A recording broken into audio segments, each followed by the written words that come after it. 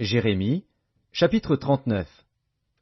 Lorsque Jérusalem fut prise, la 9e année de Sédécias, roi de Juda, le 10e mois, Nebuchadnezzar, roi de Babylone, vint avec toute son armée devant Jérusalem et en fit le siège. La 11e année de Sédécias, le 9e jour du 4e mois, la brèche fut faite à la ville. Tous les chefs du roi de Babylone s'avancèrent et occupèrent la porte du milieu. Nergal-Sharetzer, Samgar-Nébu, Sarsékim, chef des eunuques, Nergal-Sharetzer, chef des mages, et tous les autres chefs du roi de Babylone. Dès que Sédécias, roi de Juda, et tous les gens de guerre les eurent vus, ils s'enfuirent, et sortirent de la ville pendant la nuit par le chemin du jardin du roi, par la porte entre les deux murs, et ils prirent le chemin de la plaine. Mais l'armée des Chaldéens les poursuivit, et atteignit Sédécias dans les plaines de Jéricho. Ils le prirent, et le firent monter vers Nebuchadnezzar, roi de Babylone, à Ribla, dans le pays de Hamath, et il prononça contre lui une sentence. Le roi de Babylone fit égorger à Ribla les fils de Sédécias en sa présence. Le roi de Babylone fit aussi égorger tous les grands de Juda. Puis il fit crever les yeux à Sédécias, et le fit lier avec des chaînes d'airain, pour l'emmener à Babylone.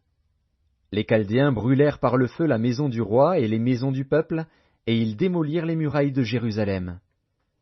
Nebuzaradan, chef des gardes, emmena captifs à Babylone ceux du peuple qui étaient demeurés dans la ville, ceux qui s'étaient rendus à lui, et le reste du peuple.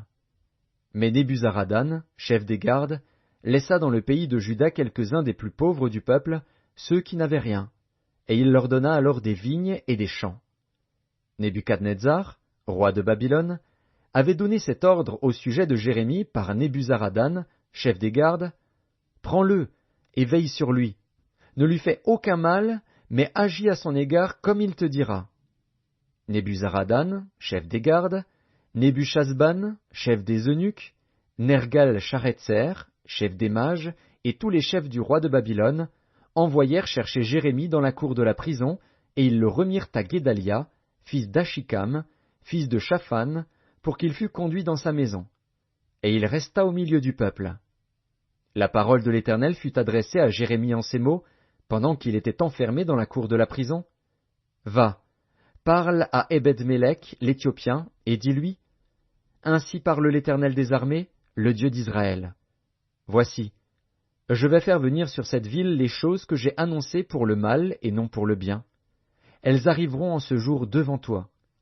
Mais en ce jour je te délivrerai, dit l'Éternel, et tu ne seras pas livré entre les mains des hommes que tu crains.